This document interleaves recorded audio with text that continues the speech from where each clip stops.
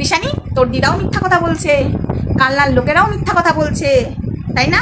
এবং সৌরভের চ্যানেলে তোর ভিডিওটা ছাড়াটাও মিথ্যা কথা বলছে।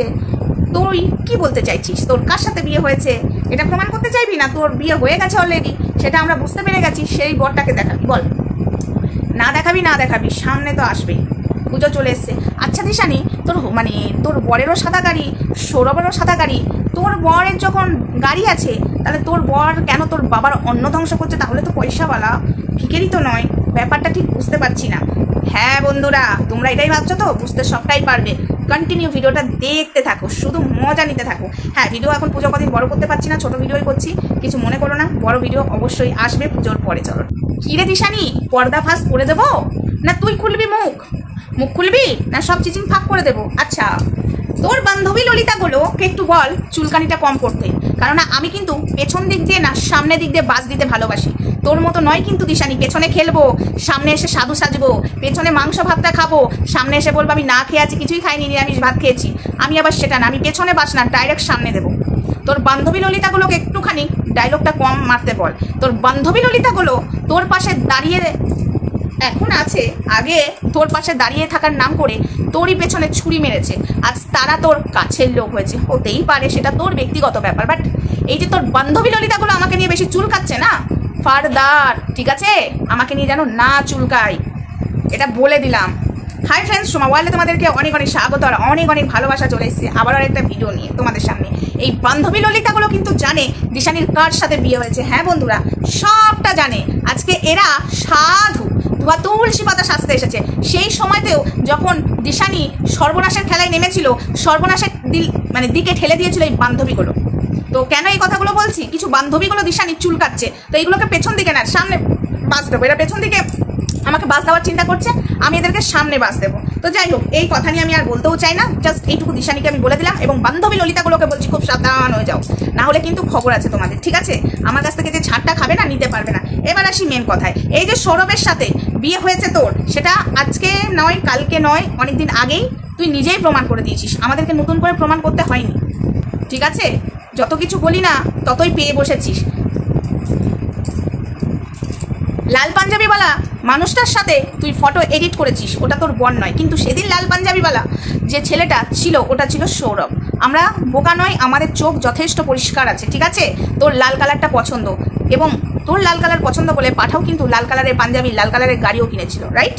তোর লাল কালার পছন্দ বলে, এবং তোর লাল কালার পছন্দ বলে সৌরভ কিন্তু লাল কালারের পাঞ্জাবি পরে রিলস করছে। তোর যদি অন্য কারোর সাথে বিয়ে হয়েই থাকে, সৌরভ জানার পরেও তোর পছন্দের কালার পরে রিলস করবে কেন? আরে পাবলিককে বোকা বানাতে বসেছিস? হ্যাঁ, সবাইকে মানে আর মুখের ভাষাটা দিলাম না, ঠিক আছে? কপালে কেউ সি লাগিয়ে বসে নেই। কাকিমা, দিশানির মা, তোমাকে বলছি, এবেলায় তোমার মেয়ের সংসার ভাঙছে না? একই কথা বারবার বলবো, প্রত্যেক দিন বলবো।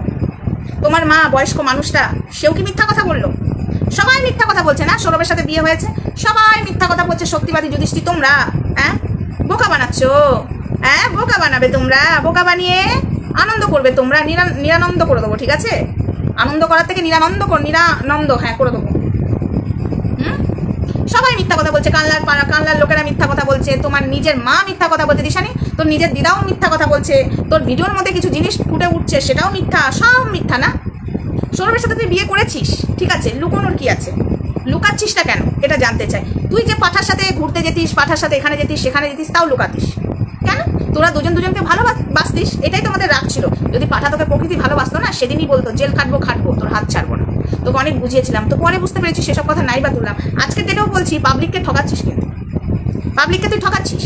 তোর সৌরভের সাথে বিয়ে হয়েছে, তুই দেখিয়ে দে, জানিয়ে দে, কারণ আকার ইঙ্গিতে বুঝতে পারছি তো, না বোঝার তো কিছু নাই। এই যে সৌরভ তোর রিলস করেছে, তোর সাথে যে রিলসটা করেছে সেই ভিডিওটা আপলোড কেন করলো? তোর যদি অন্য কারোর সাথে বিয়ে হয়ে থাকে, কালকেও বলেছি আজকেও বললাম, এগুলোই তো মানুষের সন্দেহ, এগুলোই তো মানুষ জানতে চাইছে যে কতটা বোকা বানানো হচ্ছে। ঠিক আছে, সবাই মিথ্যাবাদী।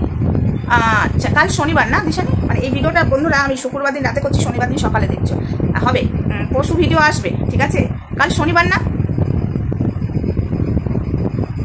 কাল শনিবার, কাল আসবে জামাই, কালকে জামাইয়ের আওয়াজ পাওয়া যাবে জানো?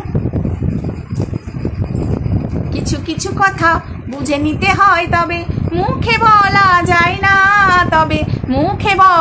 যায় না, দিশানি, ও দিশানি, তোমার সব পর্দা ফাঁস হবে, ওয়েট অ্যান্ড ওয়াচ। কাল হলো শনিবার, মানে আজ রাত 12টা পেরিয়ে গেছে, মানে আজ হলো শনিবার, ঠিক আছে? রাত্রেবেলায়